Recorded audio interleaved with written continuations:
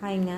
School lunch பாக்ஸ்க்கு எவ்வளோ ஈஸியாக 5 மினிட்ஸில் கேரட் பீன்ஸ் பொரியல் செய்யலான்ட்டு வாங்க பார்க்கலாம். அதுக்கு ஒரு வானலியில் எண்ணெயை ஹீட் பண்ணிவிட்டு இதுக்கு தேவையான கடுகு, உளுந்தம்பருப்பு, கடலைப்பருப்பு எல்லாம் ஆட் பண்ணிக்கோங்க.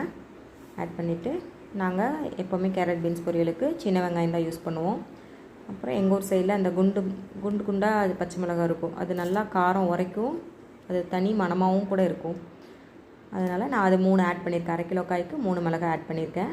கொஞ்சம் ஒரு இனுக்கு கருவேப்பிலை எல்லாத்தையும் போட்டு நல்லா வதக்கிக்கோங்க. சின்ன வெங்காயம், பச்சை மிளகாய், கருவேப்பிலை எல்லாம் நல்லா வதக்கி விட்டுக்கோங்க. அது கூடவே 1/2 கிலோ காய் நான் கட் பண்ணி வச்சுருக்கேன். எல்லாம் குட்டி குட்டியாக சாப் பண்ணி வச்சுக்கோங்க. நல்லாயிருக்கும். சாதத்தோடு அப்படி பிசைஞ்சு சாப்பிடும்போது சூப்பராக இருக்கும்.